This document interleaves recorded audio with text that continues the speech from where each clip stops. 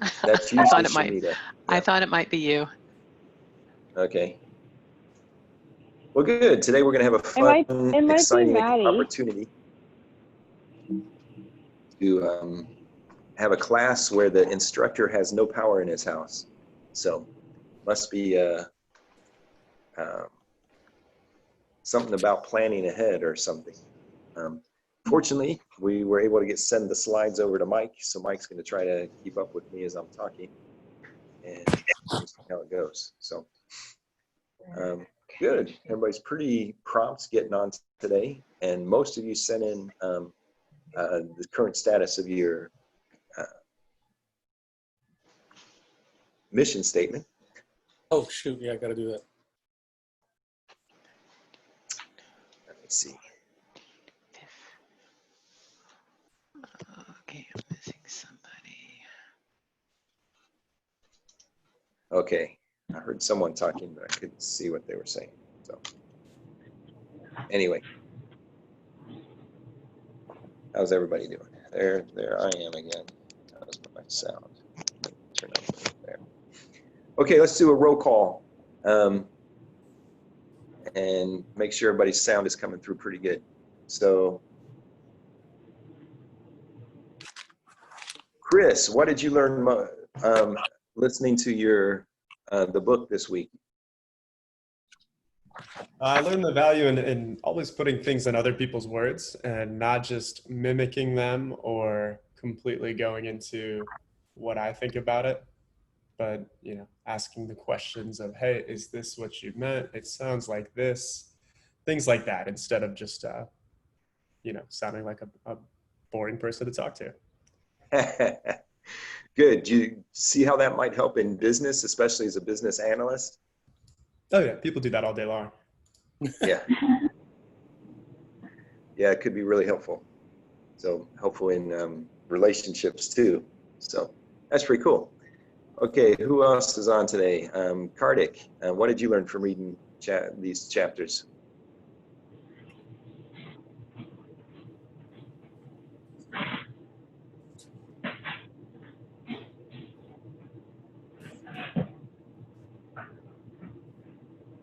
Let's see, is Kartik on today? I don't see him on. No wonder. Okay. Yeah. So no wonder he didn't answer. Okay, I see let's a David. Yeah, that's Haotian. Is that Haotian? Yeah, that's correct. It's me. Okay. Okay, thank you. Yeah, what did you learn, David, from the reading this week?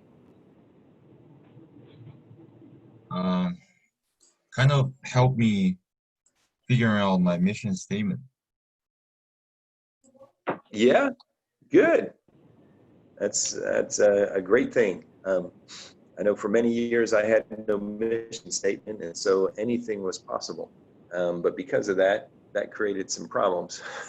Because I was saying yes to everything and didn't have time for everything I was saying yes to. So anyway, that's pretty cool. Okay, we got time for a couple more people. Let's see, Renee, what did you learn from reading these chapters this week? I think just that listening is definitely more different than I thought it was, because I definitely think in my natural state that mimicking in my brain was what listening is, but it's just a lot more than that, and it's a lot deeper. Okay, cool. Yeah, there's some great skills that we can learn. Because no one wants a parrot. Especially if you're like the example in the book, I think it was page 172, was saying, hey, I really need to go to the bathroom. Oh, I hear what you're saying, man. You're saying that it would be really important to get to the bathroom. Yeah, I need to go to the bathroom. Wow, okay, yeah, I can understand. Sometimes, you just really need to go. Where's the bathroom? So, I gotta go. Stop mimicking. So anyway, that's an example of that. So pretty fun. Okay, well, let's see how many participants we got on here today. I think we got most everybody here. Okay, let's go ahead and go then. Let's go on to the second slide there, Mike. Great. So let's try going through our 7 habits together, somewhat in sync. Okay, let's go start off with habit 1. Be proactive. Begin with the end in mind. Put first things first. Think win-win. Win-win. Seek first to understand. then to be understood. Then to be understood. Synergize. Synergize. Sharpen the saw. Sharpen the saw. Okay. Great. Okay, so skip on to slide 4 then, Mike. Go on to the next one. There we go. Weekly check-in. Now, we did this a little bit as people were joining in, but anybody have any additional key observations you have from the work, the reading and the working through the mission statement? Any other key observations as we start today? Anybody have a chance to do a small act of kindness, or say participate in a public protest?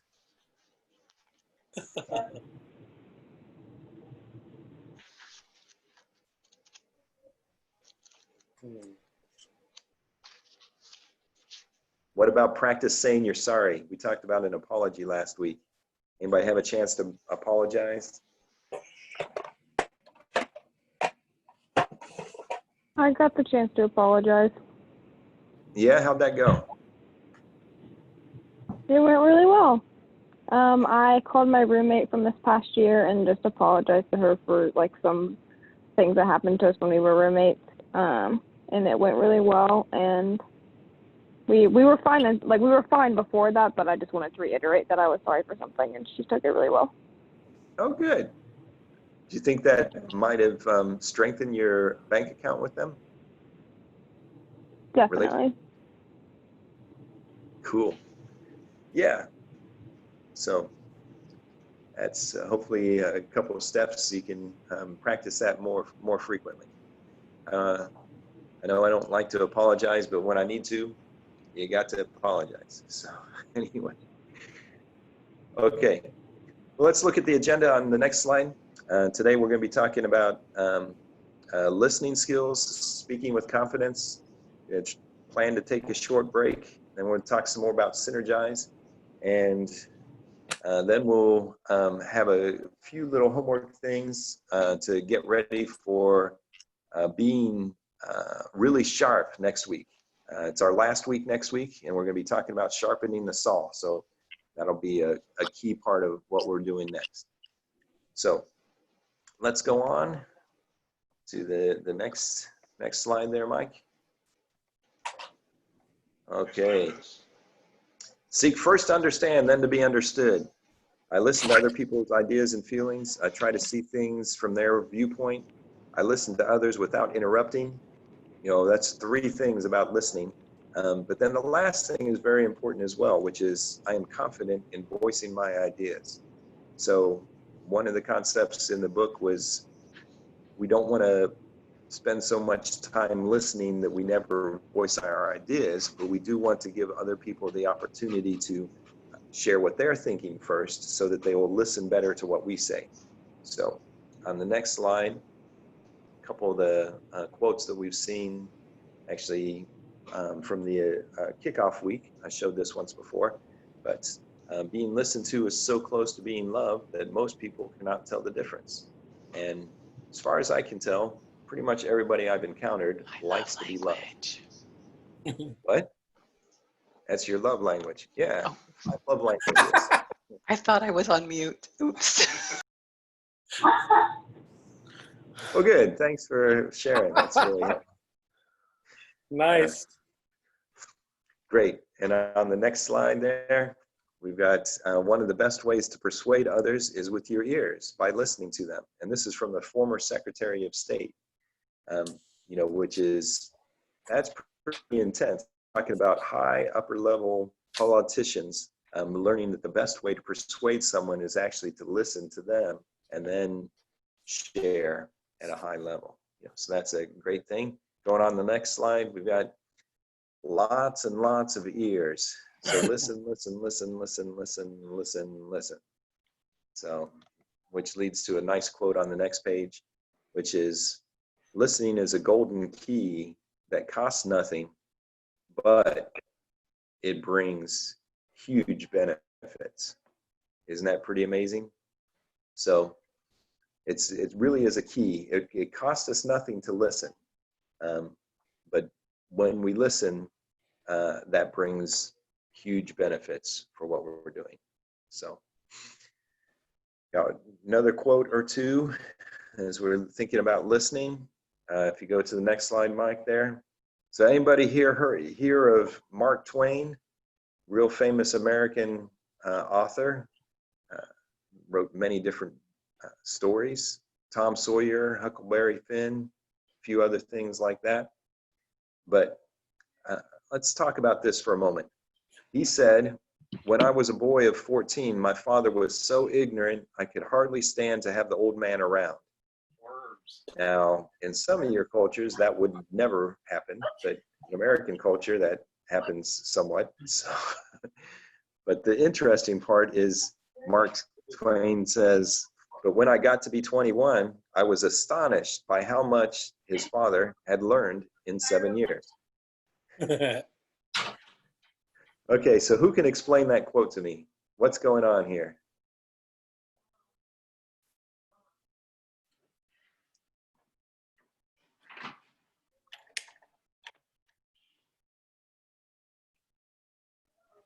Who wants to explain that? Mark Twain did. Yeah? He grew up and understood Dad knew a lot more all along than the kids were willing to say. Okay. Yeah, so what had changed was Mark Twain's perspective, and I think I did this too.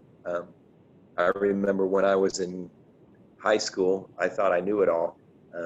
And then I went to college and I realized, oh, well, maybe I don't quite know it all, but I do know a few things.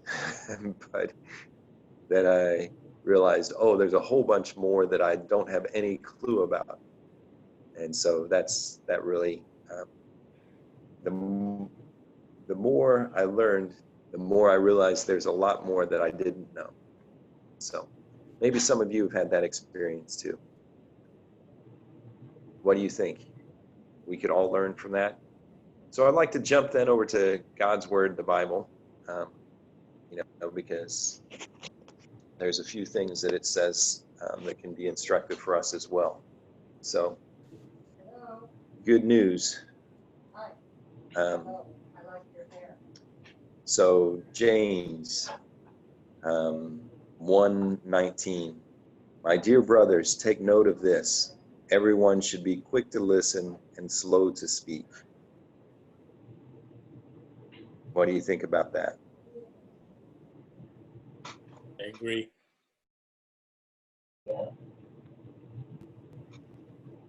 That's a great word of advice. Let me see if I can move around here just a little bit.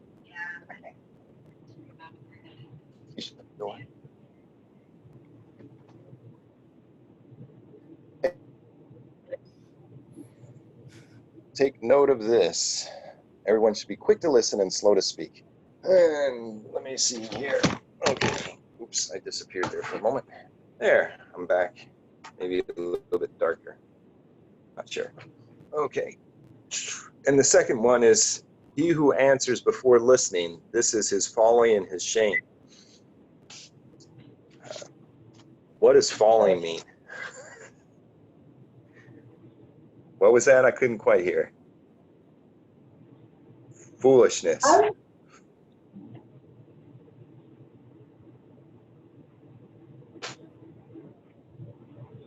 Yeah. He who answers without listening, this is his folly and his shame. Okay. You guys hear me okay? Mm-hmm. Can't see me too well, but I'm sure that's another problem. Okay. Anyway, just let me catch up on my screen because I'm trying to do this off my laptop and my phone, and it's not quite in sync. So these are two practical statements that we hear from the Bible that really align well with the topics that we see here in the seek first to understand, then to be understood. So D. Wrigley was an American physicist. Somebody talking? I can't hear.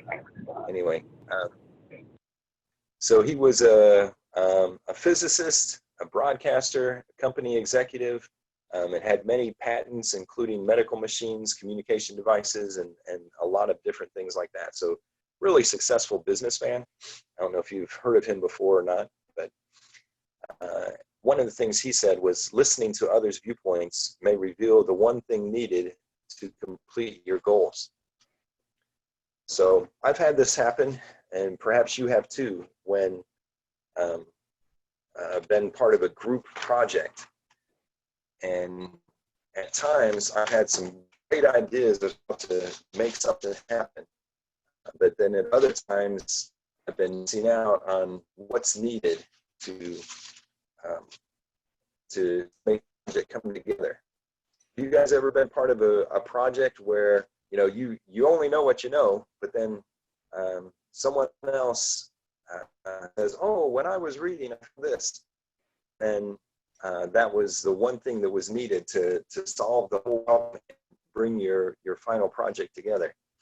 Anybody have a project that happened like that where someone else on the team was able to bring up something that really helped you complete the task? So previously, I have an office mate who working on a project, and he was stucking because he didn't get the results he wanted. And then I give him some suggestions. It's very simple.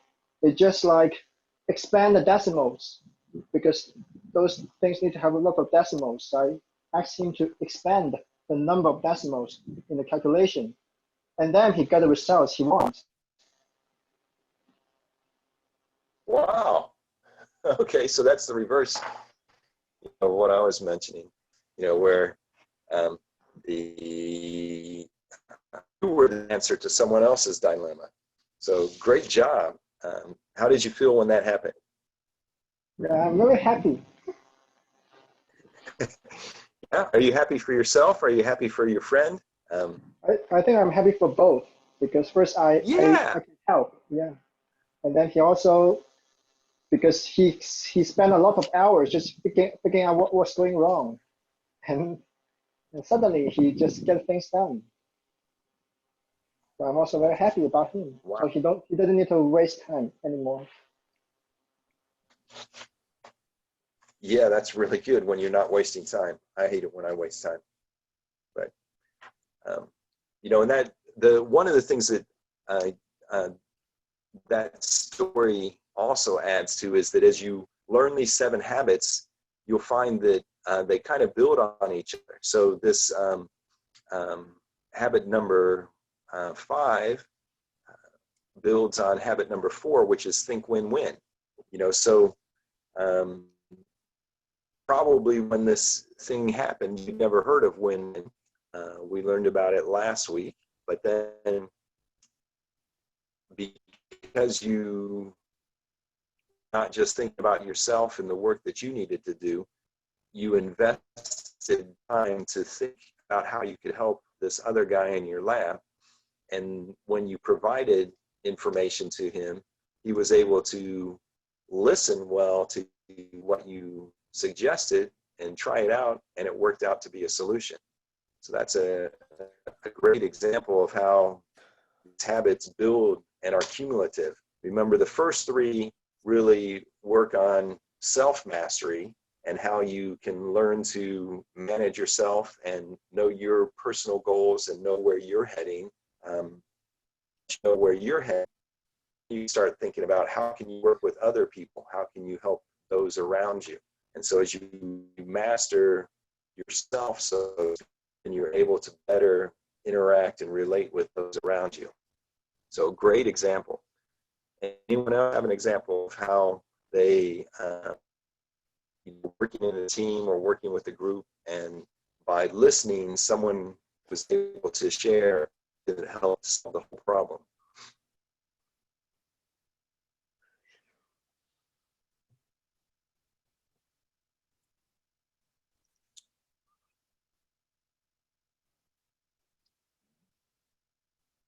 I have an example, but it's not necessarily them solving a problem. Okay, well, tell us about it. Thank you. And there was a lot of us. There was about 100 of us, and somebody spoke up in the big group and kind of described the way that they had felt doing a particular project that we had completed. And by listening to the words that she had said, she kind of put to words the feelings that I had been feeling about the project in a really good way. And so if she hadn't spoken up, or if I had spoken instead, I wouldn't have gone to hear what she had to say. Okay. Yeah.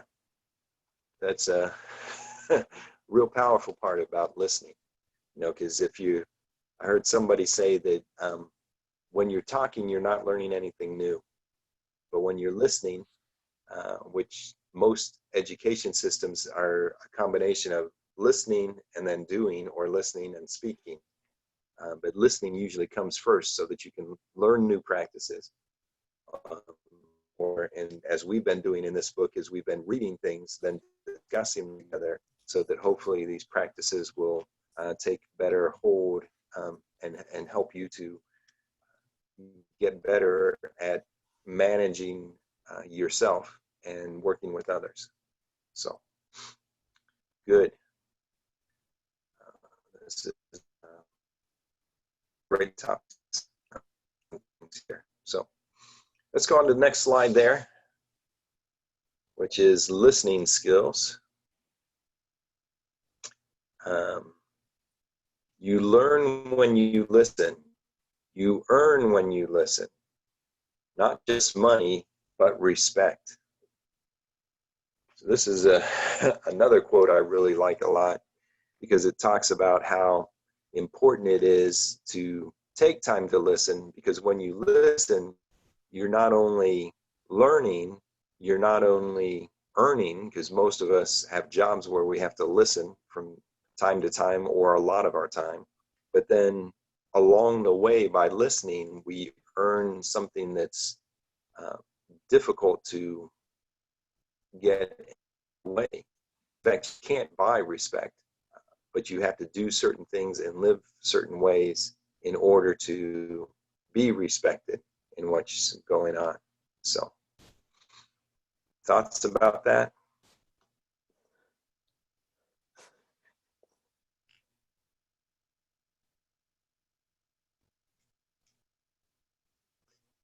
So let's go on the next slide. What do you think is the deepest need of the human heart? Well, if you can see the slide, we've got the answer there. So, but one of our deepest needs as people is to be understood. Would you guys agree? One of the desires you have is to be heard and understood? Yes.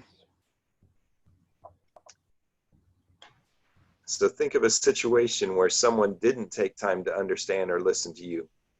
Were you open then to what they had to say? And were you open to listen to what they were saying? Why and why not? In the book, there were lots of examples of, someone just talking over, like the physical therapist on the football team said, "Oh, I've seen this before. This is what you need to do." But that wasn't his problem. So it didn't help him with his throwing arm.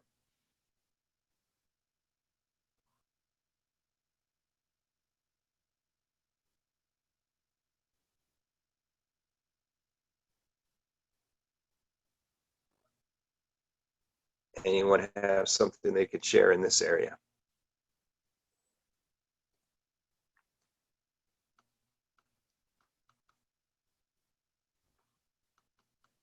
I could see why it's hard to listen to someone who doesn't listen to you. Well, yeah, I could see that. I think you're a good listener, though. So, but if somebody wasn't a good listener, I think it might be hard to take advice from them. So, could be very difficult, though, if they aren't a good. Yeah, very true. Very true. Yeah, I think the doctor example is one of the best. I mean, it is very difficult to be a doctor. I've got some good friends that are doctors, and actually one of my friends for like 30 some years is a doctor, and then his daughter just graduated from OSU years ago, got her medical degree, and is now practicing here in Columbus. And so but one of the things that's kind of funny is whenever we hang out with them, they talk about situations that are either hard to diagnose or unique cases, and as they're talking about the situation, then the other one will guess, well, was it that problem? I'm hearing somebody in the background. I'm not sure who, but anyway, so the key thing there is that there's certain paths that you go down, and as you ask questions, then you have a much better way to diagnose the problem, and then obviously have a better chance of finding a good solution. If you don't listen, then it can create some problems. So got a couple more slides, then we'll have a discussion activity here. So the next slide here is a little, I don't know if we call it a poem or what, but please listen. When I ask you to listen to me, you start giving me advice. You have not done what I asked. I ask you to listen to me, and you begin to tell me why I shouldn't feel that way. You are trampling on my feelings. When I ask you to listen to me, and you feel you have to do something to solve my problems, you have failed me. Strange as that may seem, listen. All I ask is that you listen. Don't talk or do, just hear me. And as a married man, I've been married 27 years. One of the things a lot of men, at least in America, try to do is when they hear a problem from their wife, they try to solve the problem. And sometimes that's not what, at least my wife wants. Sometimes she wants to tell me about a problem because she wants to express the feelings that she has and share something. And a few years ago, we had a friend that said, well, when you're when she's talking, ask her, do you want me to solve something here, or do you want me just to listen to what you're talking about? And a lot of times she just says, no, I just want you to listen. I don't want you to solve anything. Don't give me advice. Don't tell me what to do. Just listen to either the frustration or the situation or things like that. So anyway, it's we get in trouble when we go beyond listening and solve something that's not being asked to be solved. So maybe you've had that situation happen as well. Okay, let's see, where are we going next? Oh yes, the next slide. 5 poor listening styles. So you read about this in the book, but and maybe, what was that, Chris? Was that Chris? Yeah, so maybe when you see this slide, you can think of certain friends, like your spaced out friend, which is your mind is wandering off and you're consumed by your own thoughts. And actually in some sitcoms on the TV, some of the famous characters are, just spaced out. They're like, huh, were you talking? I wasn't paying attention, and yeah, spaced out friends are not really that helpful. And then the next one is pretend listening, which I used to be really good about this. And in fact, it's so funny. There's a certain word that I say. When I say it, my wife will say, oh, and she'll say it to me. And then I realize that I've been pretend listening and not actually listening to it. So sometimes that's characteristic of somebody who's reading a book or reading a newspaper or on their phone, and they're like, yeah, and you say, what did I just say? And you're like, that tells you that you've been pretend listening. You're not paying much attention to the person, but you are acting like you are. Your head may nod, and you might say, yeah, isn't that cool? Sounds great. But if they say, I just sliced off my toe, and you say, oh, that sounds great.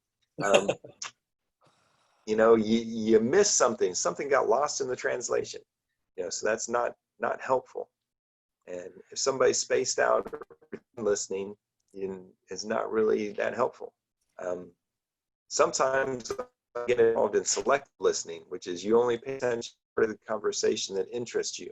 So at times, if you have a friend who's maybe in a subject you don't know anything about, you can take two approaches. One is you can say, oh, I'd love to learn about that topic. Or you can say, I don't know anything about it, so I'm going to wait till he starts talking about pizza or some sports or some activity or kayaking or horseback riding or biking or something that you like, and you just kind of tune out most of the conversation except for when he's talking about something that you're interested in.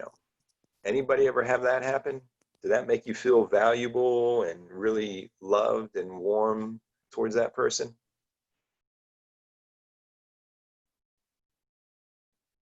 I'm not thinking so. It kind of creates problems. So Phil, did you just say something? Yeah, I was. I was talking, so hopefully I'm not cutting out too much, with the internet situation we got going on here. So, but anyway, so word listening, just you're paying attention to the words, but you're not in tune with the emotions, body language, or tone of voice. And this actually, frankly, can happen a lot when you're texting, because when you're texting, you can't see so much of the communication. And you can't see their tone of voice, whether they're being sarcastic, some things like that. Like we had this happen around Christmas where we were texting in our family group chat, and one of our kids responded really sarcastically, and we're like, "Oh, what's wrong? What did we do?" And he said, "I was being sarcastic," and we're like, "Oh, I couldn't tell the sarcasm from the characters." So when you're in person, you can tell it a lot easier. But anyway, so it's very easy to be word listening when you're texting a lot. And sometimes, actually, I had one of my colleagues at IFI actually said this to me this week, because we were texting back and forth, and he says, "You know what? I think we need to have either a phone or a Zoom conversation to complete this discussion, because it seemed like there were a couple points where we weren't saying the same thing, or we were using the same word, but it was meaning something different." So, and then self-centered listening. Not a big fan of texting. Yeah. So, and then self-centered listening is when you're listening, but seeing everything from your own point of view. You might say, "I know exactly how you feel." Like I've actually heard this on the TV and the news recently, especially with the Black Lives Matter thing going on, where there's a lot of people that are saying, "I know exactly how you feel. I've had that happen once, when I was growing up, but a lot of the things that the Black Lives Matter folks are saying is that this happens every day." Or one guy, I was reading an article, an African-American man works for like a electronics repair company, and he fixes refrigerators and stoves and things like that in people's houses. And he says at least every other month he gets pulled over by the police, even though he's wearing a uniform and it's got the logo, and he's driving a truck that's got the logo on it. They get him out of the truck, and they search the truck and say, "What are all these boxes, and why do you have checks and cash sitting here, and what's all this money for? And he's like, I'm a repairman and somebody paid me to do their repair, you know.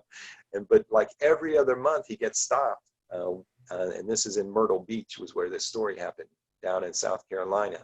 And so he gets stopped by the police every other month, you know, for the last like 30 years that he's been this electronics repairman, you know, and searched by the police every time. And if he says, hey, didn't you guys stop me a couple months ago? You know, he gets it, they get really upset with him. And so it's hard for us then to say, I know exactly how you feel, when we might have experienced it once, but they feel certain ways like all the time, every day. But hopefully these last couple principles and habits that we're learning will give us insight on how we can behave and interact with the Black Lives Matter and other tensions that we see in the world today. So. Okay, so we've got next slide talks about 3 types of styles that we can have,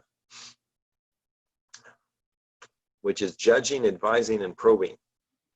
So I think, well, since I'm married to a lawyer, I think my default answer for her and me both, and probably was our default parenting style, was you're making judgments about them and you're no longer really listening. You're just judging. So you did it wrong. Yeah. So that's unfortunate for my kids. So I pray for them every day now. Anyway. So advising, you know, so this is what I try to do a lot now, which is, but it needs to come after listening. When you have built a relationship, and that you have a place to stand to give advice. If you don't, then you're just advising, giving advice from your own experience. One of the funniest things, you know, with this last comment was when I was your age. So some of you know we have 4 children. We have 2 girls and 2 boys, and the boys are 6 minutes apart. And so every now and then, when my boys are really bored, the older one will turn to the younger one and say, when I was your age, and then proceed to say what he just was doing like 2 minutes ago.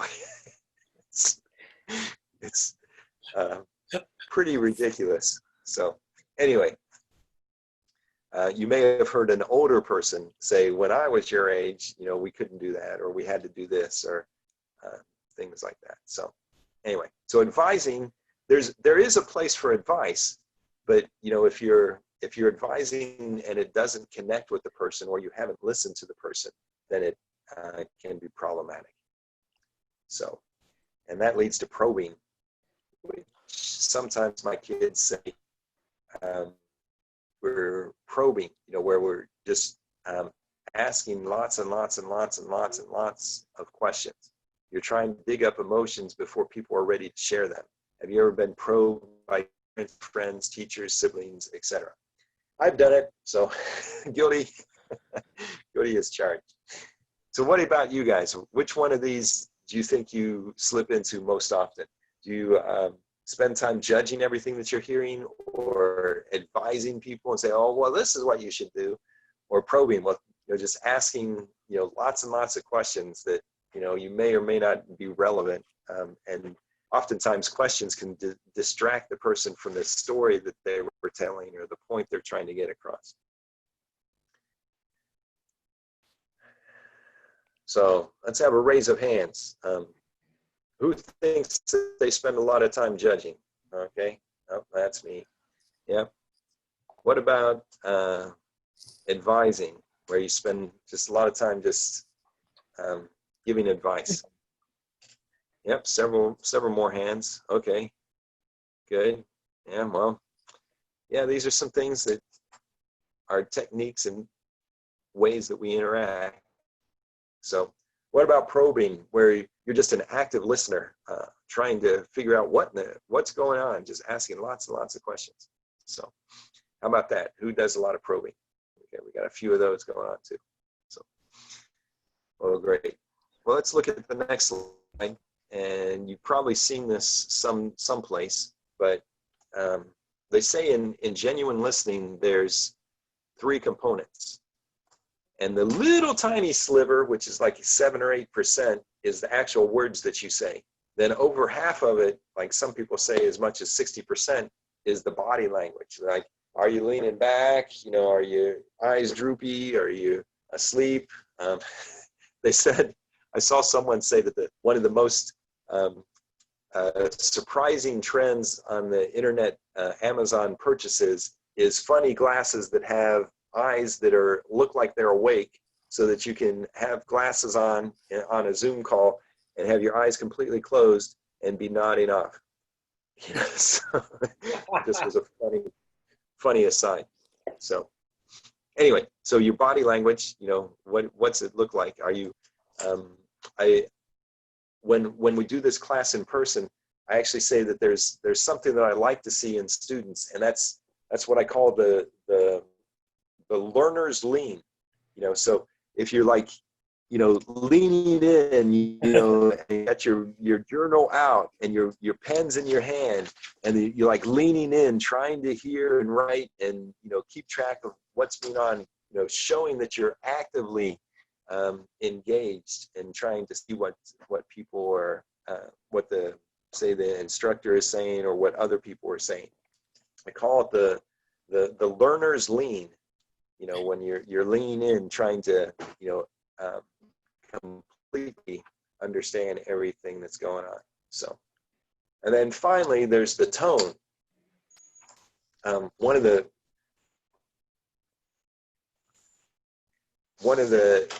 most interesting things is working with so many students from different countries. Some countries use tone to differentiate meaning. You know, like one of you Chinese friends could say "ma" 4 times with 4 different tones, and it means 4 different things. In English, sometimes a rising tone at the end is a way to indicate sarcasm or the opposite. I once heard somebody say that a professor had challenged the class to say 2 positive words mean yes in a way that meant no. So what about you guys? Can anybody think of a way that you can say 2 positive words that both mean yes, but in context communicate no?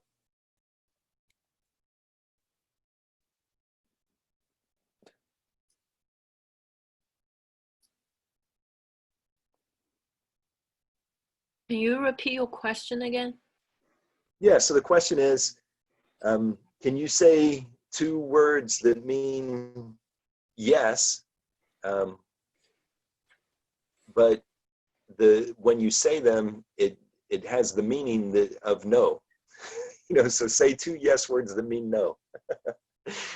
For sure. For sure, yeah, okay, yeah. Anybody else?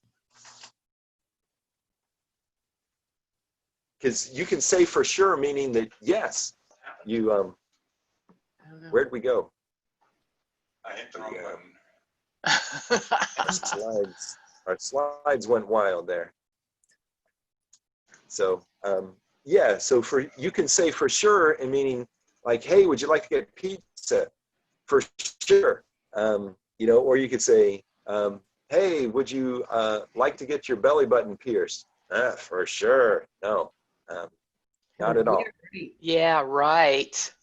Yeah, right. I like that one. That's even better because it's like, yeah and right, you know, because should I turn left here? Right. You know, is this the right way to go? Right. Yeah. You know, anyway, so yeah, right is another way to say that, you know, where you're saying 2 words that mean yes, but they actually in the way that you're saying it mean the complete opposite, which is no. So there's not too many words like that in English, but there are, you know, different ways in which the tone and the style and whether you're leaning in, leaning out, different things like that, affect what's being said and the meaning of what's being said, right? So I'm sure you can think of some other examples like that as well. Okay, let's see the next page. There was a example, I think it was on page 167 maybe. Anyway, but listen with your eyes, heart, and ears. And somebody was saying that the Chinese character for listen has those different components, eyes, heart, and ear. So you listen with your eyes and your heart. Notice how you can change the meaning of a sentence by emphasizing a different word. Say, I didn't say you had an attitude problem. So focusing on I didn't say you have an attitude problem. Or you can say, I didn't say you had an attitude problem. Or I didn't say you had an attitude problem. So when you focus on different words, it adjusts the meaning of the entire sentence and what's going on. So see how that has a propensity to help and hurt the situation? It can add clarity or it can add confusion when those things are happening. So, okay. No matter how hard people want to appear on the outside, almost everyone is kind and tender on the inside, and we all desperately want to be heard and known and loved and understood. I think that's kind of a basic feeling of all people everywhere. We want to be heard and known and understood. To know and to be known are some of the key desires every person has.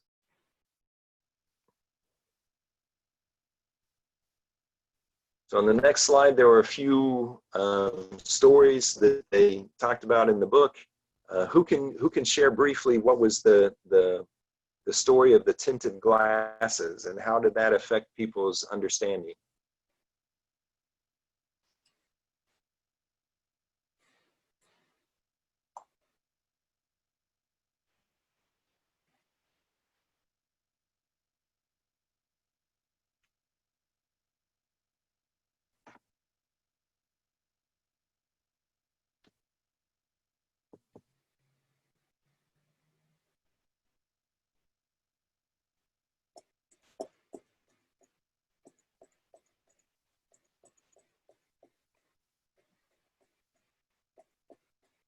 Anybody remember that story from the book?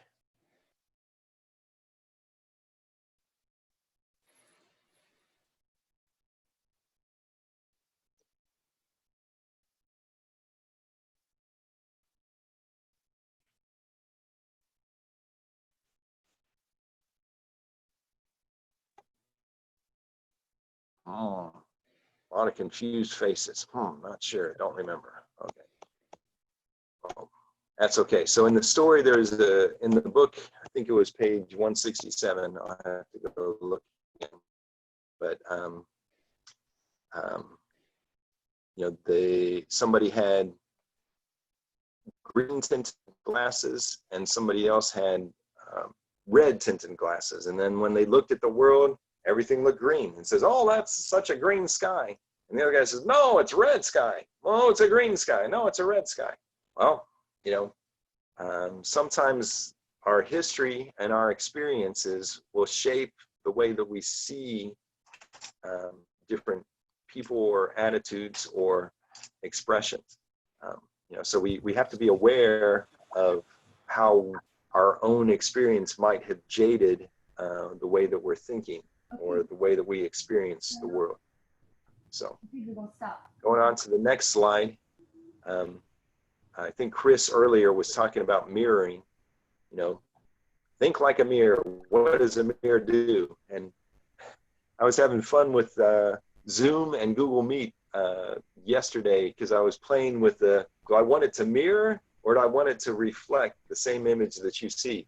And so, because when you've been mirroring, you know, it's real easy, because if you want to turn to your right, you turn to your right, you know, because it looks like a mirror. But it's really confusing when you have it not mirroring, and you know, you want to turn to the right, so you turn to the right and you're turning to the left, and it's like, oh, wait a minute. You know, so it's a little bit, takes a moment to figure out if you're mirroring or not.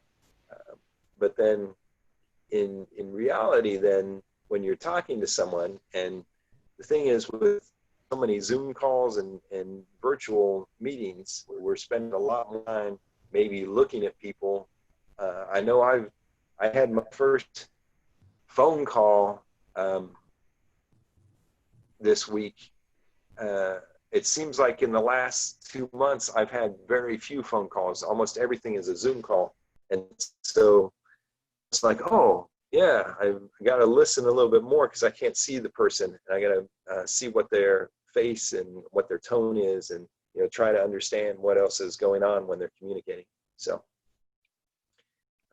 if we were in a room together, I would have everybody, you know, pair off and have an opportunity to then practice mirroring somebody.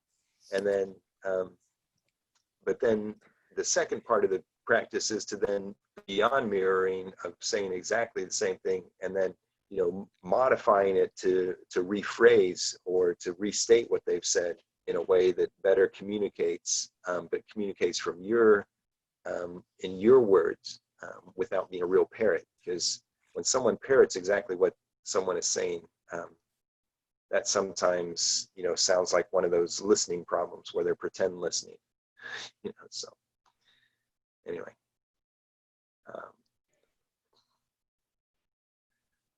we got an exercise. So let's skip the next slide and go on to speaking. There we go. Okay, I like that. Yelling into a microphone. So, but the idea here is I'm confident in voicing my ideas. So we spent a lot of time in this first half of our meeting today talking about listening, because listening is so hard for us. Since we're very young, we all start talking, and it's really fun. If you watch a little baby, you know, for the first year and a half, the mother and father are sitting there saying, oh, say mama, say papa, start talking, start talking. And then when they're 2 to 5, and certainly when they're teenagers, the parents are saying, stop talking, stop talking, stop talking. So, kind of, but anyway, I want to spend a lot of time listening, because a lot of us, there's only actually 2 seminars called listening, but I don't remember ever going to a seminar or a class or taking something, listening 101, you know, as a required course to graduate. You know, I did take public speaking both in high school and in college, but I never took a professional listening class. So that's why we spend a lot more time talking about listening, is because I think most of us don't really think about how we listen or how well we listen. So, and then the last slide for this half is just a little story about my kids. I've got 4 kids, I've said, but they all were in speech and public speaking classes when they were teenagers. So one of the things that was always really hard for my kids was that in the first lesson, the teacher would go over multiple things and then say, okay, either tomorrow or the next day, you get to choose, but one of those days you have to go 24 hours without talking. So how would that work for you guys? It's actually probably a lot easier during the quarantine to go without talking, although it might be hard to be on a Zoom call with someone and not be able to talk, but maybe you could type, you know, but, you know, makes it easier. But it was always fun for me to watch as a parent, to see them get the assignment of going 24 hours without talking. So if you had a speech class and the professor told you to go 24 hours without talking, what do you think he's trying to convey? What do you think, what's the purpose for that? Who can guess some things? Why would a teacher want you to not talk 24 hours? So when you were talking about this, I was actually thinking about what it would feel like if I couldn't talk for 24 hours. And I was thinking, oh my gosh, there would be so many times where I would want to talk. So maybe to be able to allow us to see our tendencies on when we talk, when we really don't need to, when we should be listening, or when we talk without being deliberate about what we're saying. Yeah, both of those are really good. See our tendency to talk without thinking, and then also, what was the second point? I didn't write it all down yet. Our tendency to talk without deliberately thinking about what we're saying, like being deliberate about what we're trying to say. Right. Yeah. In fact, one time, my wife and I were walking around Antrim Park, and I was talking about something. I don't even remember what it is now, but about halfway, actually, we went around the park, the lake twice, and about halfway around the second time, she said, "Are you going anywhere with this thought, or are you just taking it out for a walk?" Like, I was, just trying to find the words to express something. Like I said, I don't even remember what it was. I guess I never figured out what the right words were to share it. But anyway, being deliberate of what we want to communicate. What else? What's another reason why the teacher might want you to spend time listening and not talking? I think one more thing is to practice body language, to communicate with your body. Oh yeah, that's a cool thought too. Because actually, my older brother has had 2 strokes, and after his first stroke, he couldn't talk very well, and for a few months, all he could do was really basically do charades. Occasionally he could get in 1 or 2 short words, but because of the stroke, the synapses and things that led from his brain to his mouth kind of got disrupted, and it took several months before he could learn to speak fairly well again. But yeah, so he was, and actually that's one of the funny things about playing games like charades, where you're taking time to not talk and trying to either act out or describe with your body language. So that's a good point. A way to more fully engage your body in communication. Thank you for adding that. Any other things that could be going on when a professor wants you to go 24 hours without talking?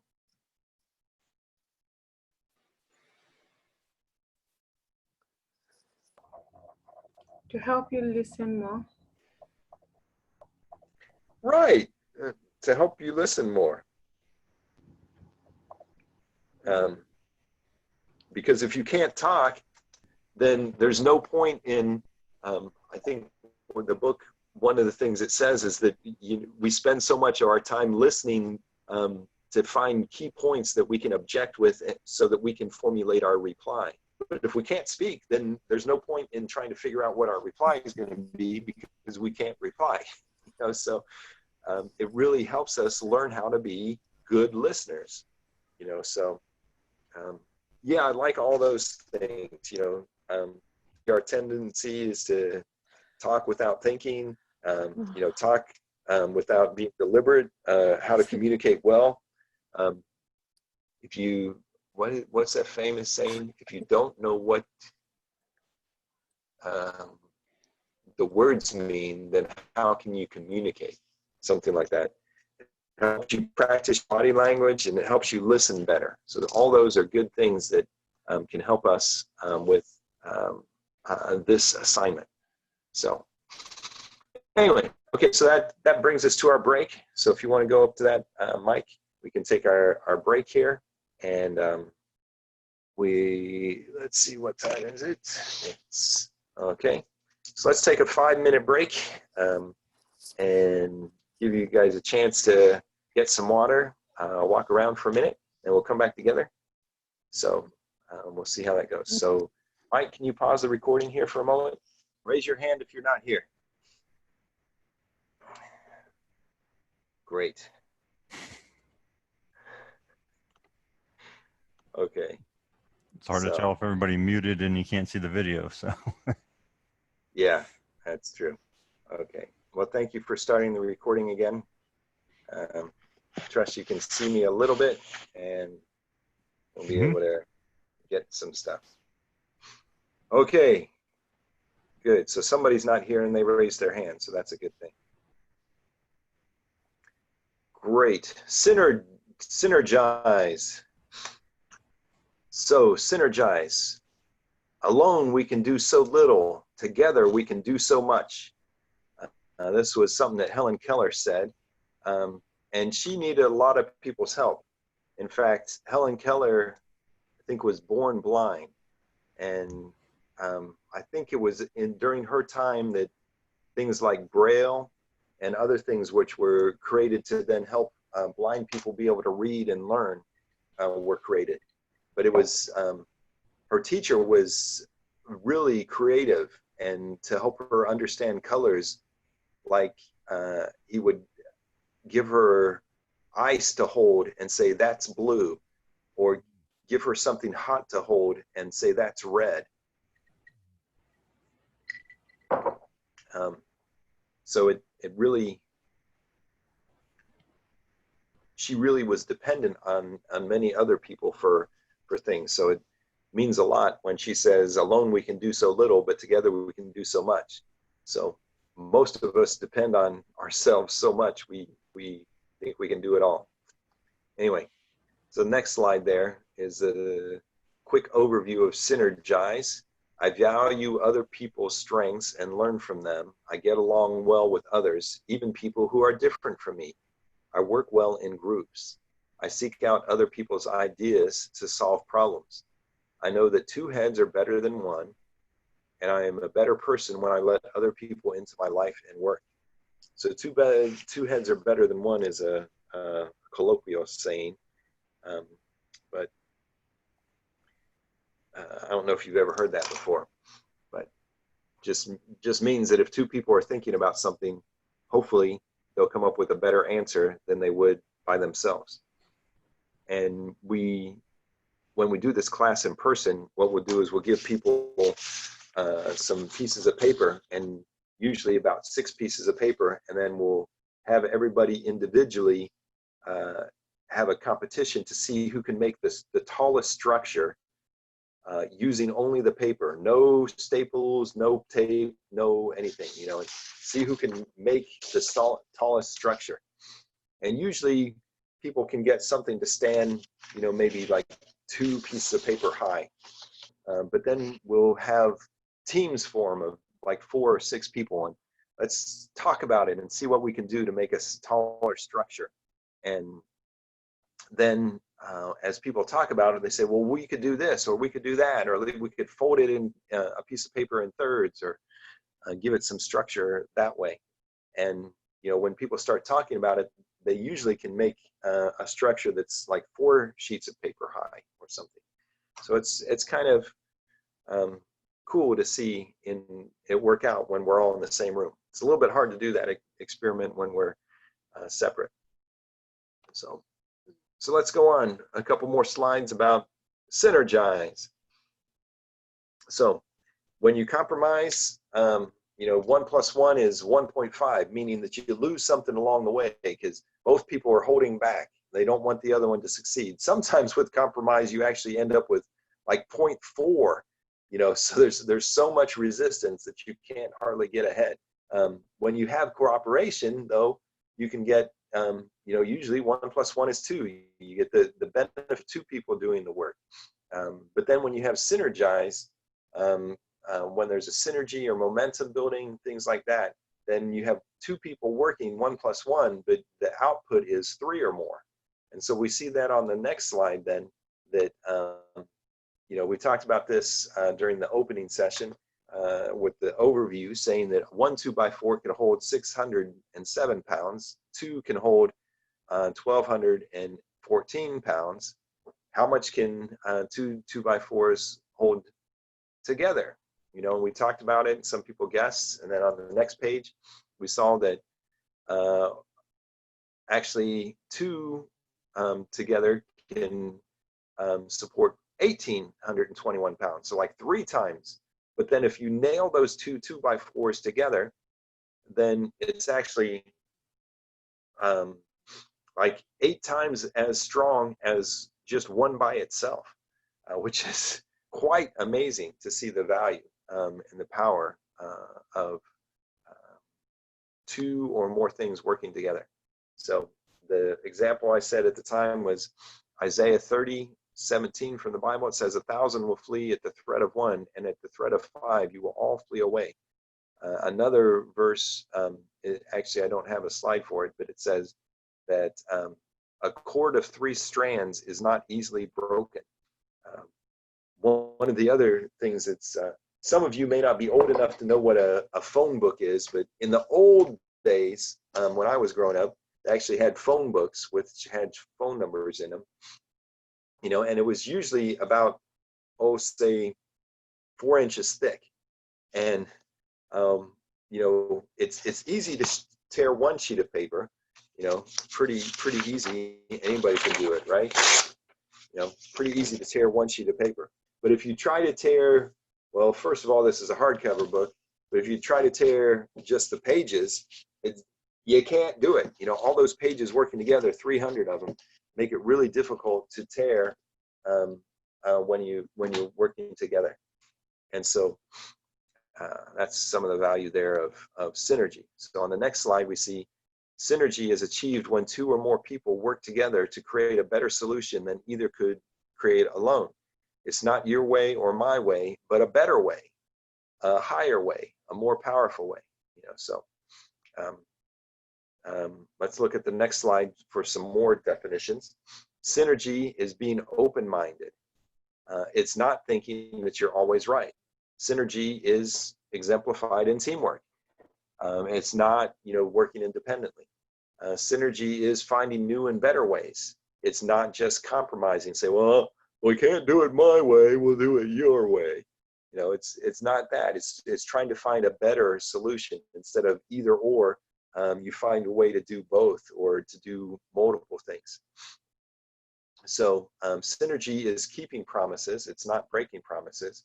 It's being happy that you're different and recognizing the differences, and where it's not just tolerating the differences. Tolerating means, okay, you can do whatever you want, but synergy is actually when you're celebrating the value that different people bring. I once heard that is really interesting. The American bird is the bald eagle, right? And at the time, when Benjamin Franklin and Thomas Jefferson and George Washington and all those guys were talking about the national bird, some people wanted to pick the turkey because it was really common. And in some places, actually, we went to the park a few weeks ago and we saw like 5 or 6 turkeys just in a field. So they're common. But some of the other heads of state said, but turkeys are really not elegant. And there's something about elegant and majestic about a bald eagle and watching it fly. But one thing you won't see is you usually won't see multiple bald eagles. You won't see like a flock of like 20 bald eagles. You see a flock of geese, 20 or 30 or 40 or more. But you usually see bald eagles by themselves or maybe with their mate. Anyway, So I said all that to say that there's value in recognizing the differences, and happy that we're all different. So sometimes great answers come from doing things and recognizing the differences. So one of the, I forget if it was in this book, but it's one of the things in American history is called the Great Compromise. In New Jersey,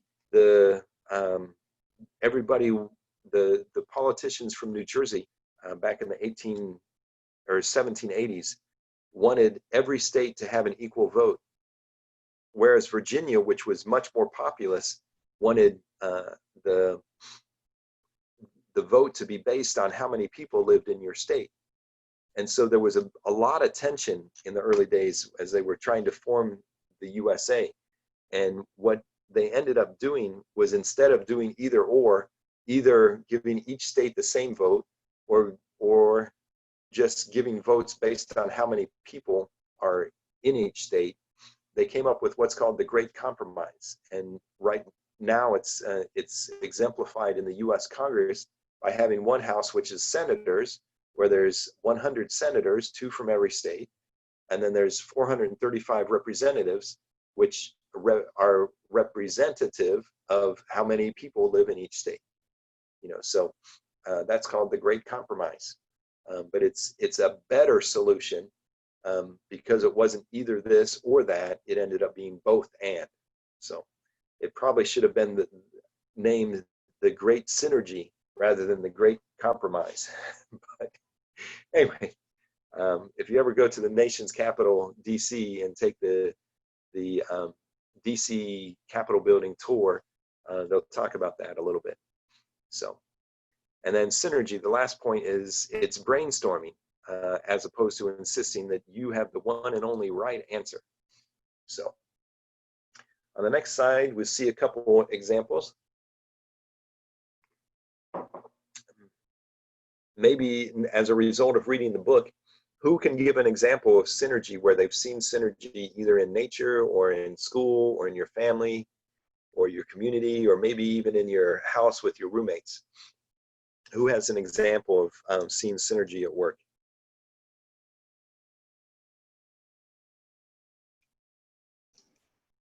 I remember the one from the book. Yeah, what was nature. It was about the geese flying in formation, which is that? something, Oh, right. I mean, I knew they did that, but I didn't realize that they rotated who was leading. Yeah, and that's pretty cool. And when one's injured, they have 2 or 3 go off with it, so that they have their own little group and can benefit from the updraft of the other birds. So it is kind of interesting that they fly in that V formation. And I wonder if that's why the Thunderbirds and some of the other fighter jets use like a V formation too. So I don't know. Good. Well, thanks for sharing that from the book. Anybody else? Can anybody think of an example of synergy or something they think might be synergy?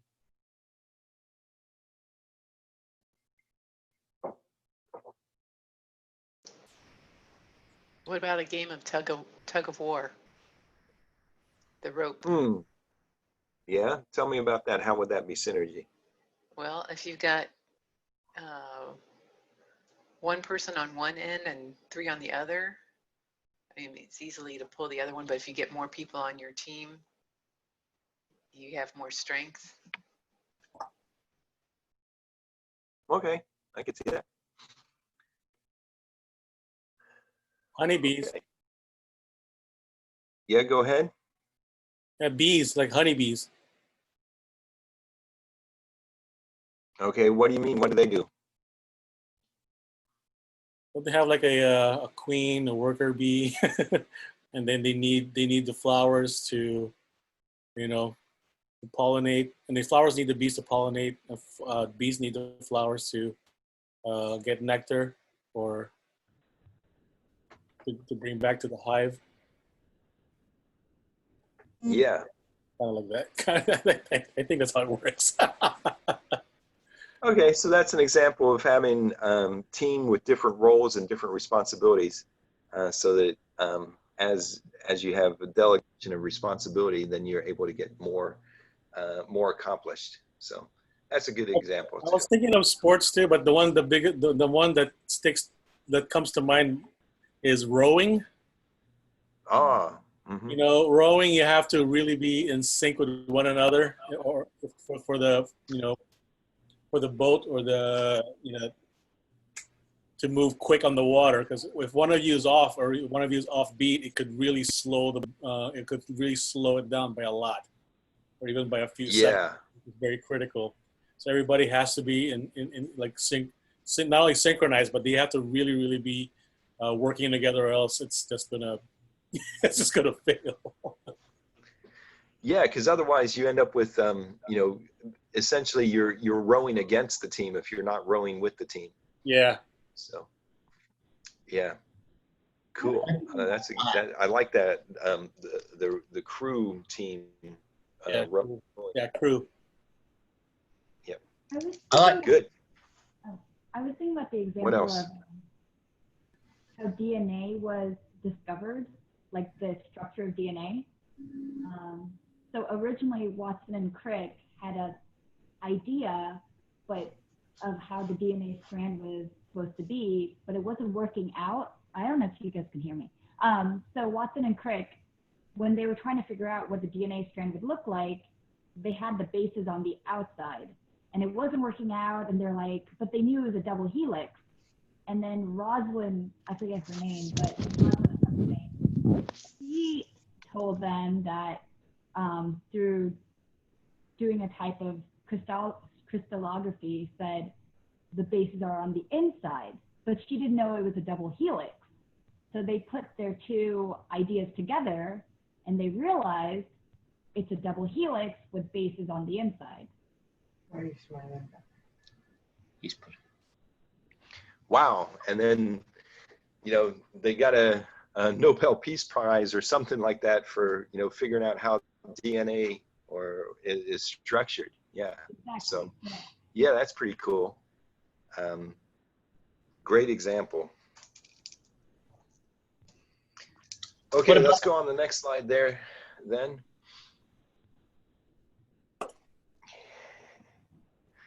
Okay. So diversity. Okay. Here we can see how we are all different. And the book talked about different ways to handle diversity. One is to shun diversity. Level 2 is to tolerate diversity. And level 3 is to celebrate diversity. Because we're all different. There's a variety of different races, although it's interesting that actually the Bible talks about there being one race, the human race, and then there's different ethnicities, whereas in popular discussion we sometimes talk about race, and then over the last few weeks we've seen some racial tensions, but it's really ethnic tension, because we're all the human race, and no one that's here on the earth is from Mars or Venus or some other country or some other planet, but we're all the same human race. And actually sometimes medically you could have someone from a different what's called race, but we'll say ethnicity, could be a better match for, like, if you need a blood transfusion or you need a kidney or a lung, someone of a different ethnicity might be a better match than, say, even your brother. And there's cases like that where different organ transplants and things have happened across ethnicities and have been great matches. So we have different genders, different religions, different ages, different dress styles, colors, different body types. I didn't realize there were different body types until my wife said that she couldn't wear a dress that I thought would be really pretty because it was a bell-shaped instead of an A-shaped or something like that. I don't even remember what it was. So anyway, but I guess there's different body shapes and body types. But anyway, then there's different social statuses, and like in India, you know, there's the whole caste system and different groups like that. And then there's different abilities and capabilities and disabilities. Like Helen Keller that we were just talking about with her quote, she was born blind. Other people have other types of disabilities. But one of the things that's most fascinating is that we have some good friends at church who have a baby who is now about 3 years old, but is a Downs baby, which actually has an extra chromosome. And so there's certain disabilities that they have. But what's really neat is when you talk to the parents or the siblings, you know, they love this child just as much as they would any of the other children. It's just recognizing that that difference is something that's to be celebrated and special, as opposed to, I think it's either Finland or Sweden, I forget which one it is, but one of those countries has eliminated Down's syndrome in their population because they actually murder or abort any child that has that chromosome deficiency during the pregnancy stage. And so they say they don't have any, but actually they have actually really should be saying that they've killed those babies instead of letting them live. Anyway, so the point here is that there's value in diversity, and that there's opportunities to learn from each other in the midst of difference. And hopefully, even as I've been reading the last couple of chapters, they've been helping me think about, you know, just the racial tensions that we see here in the U.S. and probably could be helpful because racial tension isn't unique to the U.S. I mean, there's different aspects of it in like all of your countries. So I see Kartik with a hand. Is that a raised hand with a question? I don't know, I forgot to turn it off, sorry. Okay, so we'll just go on then. What's on the next slide? Shunners. So there's a different types of people, things that you can do that are good, bad, and indifferent. But shunning is not really helpful, and it's the lowest level. Shunning is when you see somebody that's different and you say, "Oh, stay away! Don't be near us," you know, and make fun of them. So sometimes the gangs or clubs or fraternities, sororities are based on what's the same and not celebrating the differences. And there are people that are afraid of differences, but that doesn't make someone bad because they're different. I think it actually makes them just something to be celebrated because they're different. So anyway, next slide is tolerator. So believe that everyone has the right to be different. And sometimes in America, at least, everyone has the right to do whatever they want. But what's really funny is if you press people about this, you know, it's like they can do whatever they want as long as they don't do anything I don't want them to. So it's kind of, it's not very tolerant. In fact, you know, sometimes there are people that tolerate any type of difference except for people that are actually educated and have an opinion about a matter. So like all of you that are spending time setting a mission statement and trying to determine where and how you've been created and what your purpose is and what your focus should be. You know, there are some people that don't tolerate people who know what they want to do and don't tolerate what's going on. So, can you all hear me good?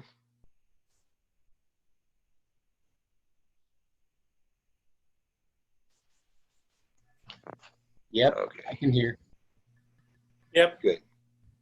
I just saw something pop up on my phone since I don't have the electricity going on exactly right at the moment. Wanted to make sure that you could all hear me well. So, okay, where did it go? Okay, tolerators are those that they don't shun diversity, but they don't embrace it either. You do your thing, I'll do mine. You don't bother me, I won't bother you. Another common thing they would say is that I wouldn't choose to do that, but if you want to do it, go ahead. Which is actually kind of somewhat ridiculous. Like, my favorite example is if someone wants to think that 2 + 2 is 5, and it's not, then we should help them see that it's not correct, rather than just say, add however you want. Math is a pretty binary. It's either right or wrong. With language, things get a little bit mixed up at times. So anyway, the last point here is see differences as hurdles, not strengths to build on. And so I like to look at differences as opportunities to learn and opportunities to thrive and do things better. So hopefully you guys see differences as opportunities as well. So, okay. Good, let's go on to the next slide. I feel like I'm talking a lot, but part of that is I'm in the dark over here. I can't see my notes. So, I guess I spend a lot of time reading. Anyway, so celebrator. Okay, so here's someone who values differences, believes that two people who think differently can achieve more than two people who think alike. Once, one of the most famous people in America for many years was Billy Graham. He was an evangelist that would speak about Jesus, and he just died. When was it? Last summer, I think it was, at the age of, was it 99, something like that, or 89? I forget. But at one point, somebody, one of the TV interviews asked his wife and said, do you agree with Billy Graham on everything? So here's the most famous preacher in America, and they ask his wife, do you agree with him on everything? And so to everybody's surprise, she said, no, I don't. In fact, if we agreed on everything, then one of us would be superfluous. One of us wouldn't be necessary. And so she said she was thankful that they were different. They were male, female, a lot of different roles, a lot of different aspects that they were different. But that created the opportunity then to talk. Is anybody still there? So it looks like our slides disappeared. What happened? Or maybe I disappeared. I'm not sure what happened. We got cut off over on our house. I'm not sure. Okay. Well, there we go. We're back. Okay, so sorry for that little inconvenience. So, but diversity brings creativity. It sparks opportunity. So there's actually a Bible verse that says, as iron sharpens iron, so one man sharpens another. So if you've ever had a knife, from time to time you have to rub it on something to get it sharp again. And that's actually one of the benefits of being in relationship with other people, is that we help each other get better. Hopefully we're helping each other get better. We're doing things that will hopefully make each other succeed. So, but a celebrator is someone who values the difference, and it doesn't mean that you have to agree with them. Like in the example of someone who thinks 2 + 2 is 5. We can celebrate, wow, that's a creative answer. But then we can sit down and talk about, well, what is the right answer? And are there certain things that do have right answers? And are there some things that many answers can be right? Like, I tend to think that math has one answer, but language has multiple answers. Or, ways to play a game, there's multiple ways to play different games. Even a simple game like Uno, there's a lot of different variations on how you can play the game. There are some that are written down in the rules, so they're correct. But even so, you have to choose, well, you want to play this way or that way or this way, or which rules do you want to include? So it's an opportunity to celebrate the different ways that you can play, and then, learn new things from time to time. Cool. Where else we go? Okay, then one of the things the book also talks about is on the next slide.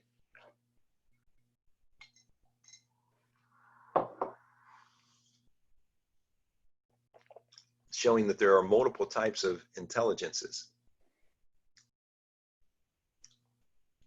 We are all as different from one another on the inside of our heads as we appear to be different from one another on the outside of our heads. We all learn differently. We are all smart. So on the next slide, there's a whole bunch of options there. Some people are language learners. They're linguistical. They learn through reading, writing, and telling stories. Some are logical or mathematical, and they learn through logic, patterns, categories, relationships, processes, things of that nature. Then there's body kinesthetic people. Like one of my sons was so kinesthetic.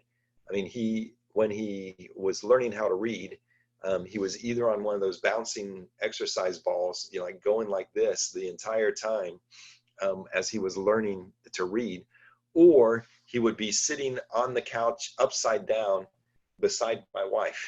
So he was never still, but he was always experiencing life through touching and through his body and through sensing and moving and motion.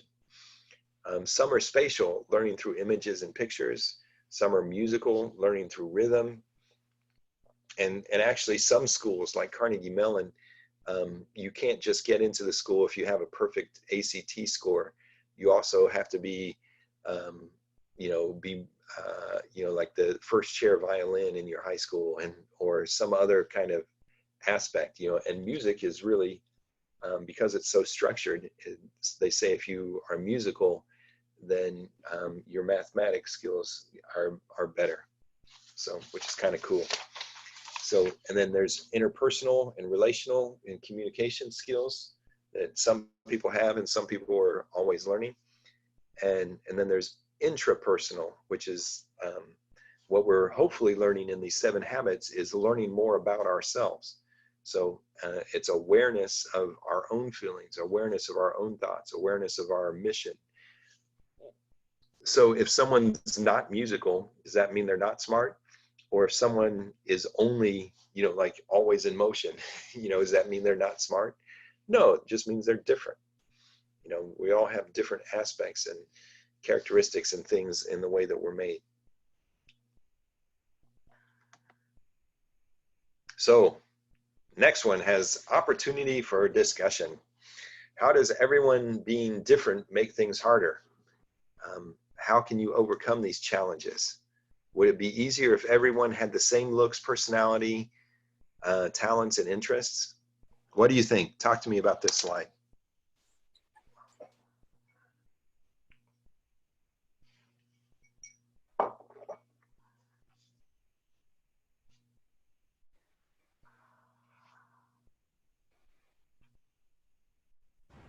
Well, I think it'd be easier to respond to people, because if everybody's the same, then the response is always the same. But I think after a while, it'd just get boring. Okay. So anyone agree with that view, or anyone have another view? Let's try to exercise some synergy here. I think I agree with Mike's view, because I remembered when I got married to Coyote, and he is more of a phlegmatic person. I'm more of a sanguine. So sometimes he would really wish that I'm quiet, and I'm not quiet. I just want to talk, talk, talk. So days that I'm quiet and I'm not talking and the house is so quiet, at first I would enjoy it, but later I would really want to probe me. Why are you not talking? Why are you so quiet? I'm like, is that not what you want? Like, no. I think at one point it gets bored of the quiet and it wants my noise. So sometimes it's interesting, it's easier, but it gets boring. Yeah, if everyone is the same, then it could be boring. Yeah. Okay, good point. I like that. So more feedback. Who else has a thought? I think it makes teaching difficult because you will need to differentiate the way you teach. What do you mean? Why do you need to differentiate? Because there are different types of learners. Some learners learn best, for example, in kinesthetic way. Some learners learn best when like their visual clues. So but you cannot do it. You cannot meet every single student's needs at the same time. Yeah, that's a good point. And oftentimes some of the best teachers use multiple approaches. They'll read something to people. They'll draw a picture or show a video. They'll describe something, or they'll narrate something. So that there's multiple ways in which they engage the students. Or they'll have a journal exercise where everybody has to write themselves what they're experiencing. So yeah, it does make it harder for the teacher, especially when 97% of people on Zoom calls have their video turned off. So you have no idea if anyone's there or whether they're smiling or asleep or whatever. So good. What else? Who else can react with this? Is it better if we're all the same? Is it better if we're all different? Actually, when I first started getting involved with international student ministry, I found it very hard. When interacting with different people, because I was always worried about, first, can they understand me? Can I understand them? What their background is, what their education level is, and all that. I worry about all the superficial things when I was starting off, but I have learned to either focus on either the activity or the task at hand, or the conversation or the subject at hand. And surprisingly, everybody will understand. If you block out all the external stuff that doesn't really matter. But what matters most is your present engagement with them, and that's how I didn't do it overnight. Trust me, that's how I slowly overcame that challenge of being in a circle of people that came from different nationalities and backgrounds. So that was my experience. Good. So is your experience that it's good to have these differences, or that they're harder? It sounds kind of like you're saying that initially it was harder, but eventually you overcame the challenges and found ways to celebrate all the differences. Yeah, it's when you finally get rid of all that external stuff, all the superficial stuff, then you would realize that those differences will actually creates value in the present moment. It creates a lot of pretty much synergy, conversations, and that's when you learn about each other more, learn about the culture more. So yeah, that's pretty cool. Good. Any other reactions or comments with this slide?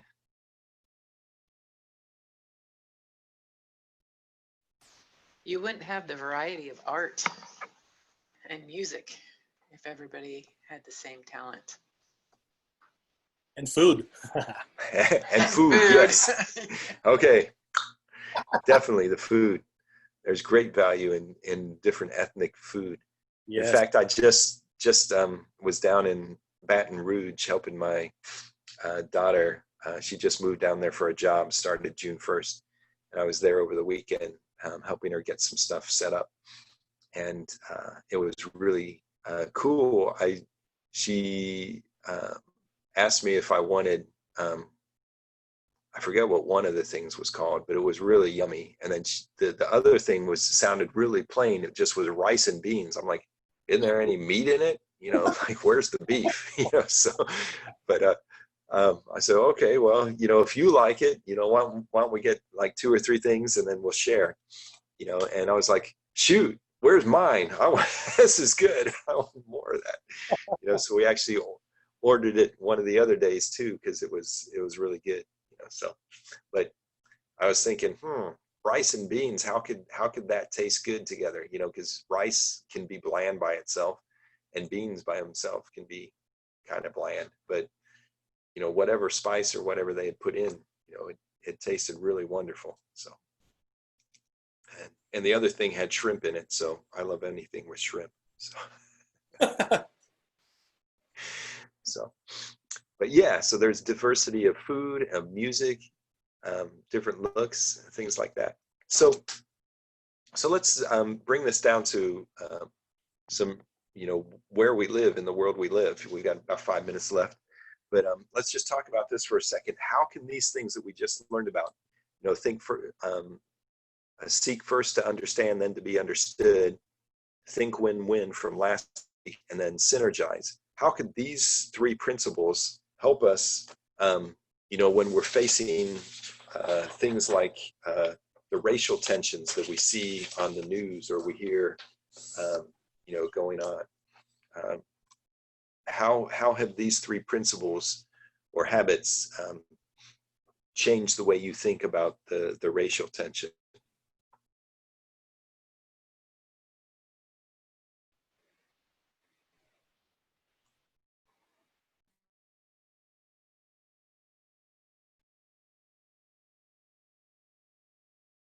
I like the idea of, I don't know if it was you that showed this or if I saw this post somewhere else, but of police officers talking with peaceful protesters and how, you know, I feel like that would be really helpful because they're working together, trying to figure out ideas together. Yeah, so taking time to listen, to understand, to recognize the differences, and then, you know, to build synergy and come up with a better solution. Because, like, you know, over the weekend, the new news thing was defund the police. I'm like, well, that's the stupidest thing I ever heard. You know, but you know, there are some aspects of some things should be defunded, like not completely defund the police, but you know, change the way the funding is used so that it can address some of these situational things with, you know, some cross-cultural training, some better resolution and de-escalating techniques, things of that nature. So good points. How else can these things that we're learning and help us respond better or help inform how we should respond to the Black Lives Matter, for instance?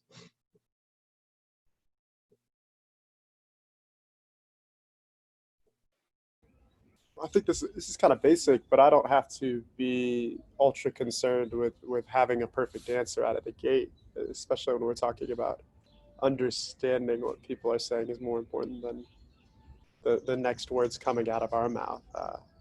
It's not on me to have it all worked out, but to, yeah, like we've been talking about, really listen first. Yeah, and that'd be great if some of the politicians started by listening instead of starting by speaking without thinking. But oh well.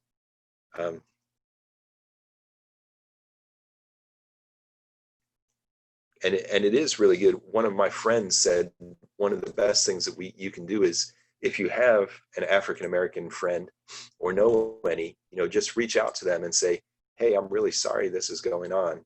I love you and I'm committed to you personally. Can you tell me about some of your experiences? I want to learn more. I want to understand more what's going on and how it affects you every day.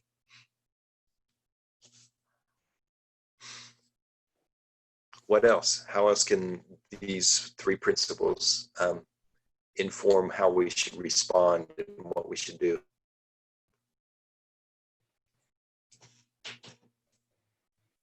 I think similar to what the past two people have said is that I think there's like a big push right now to kind of have an opinion, but instead of just maybe saying the same thing somebody else has said, thinking through like what your response would be, and again, taking the time to listen and actually formulate something so that you better understand before you just start speaking and adding more noise into maybe a topic you're not super knowledgeable on.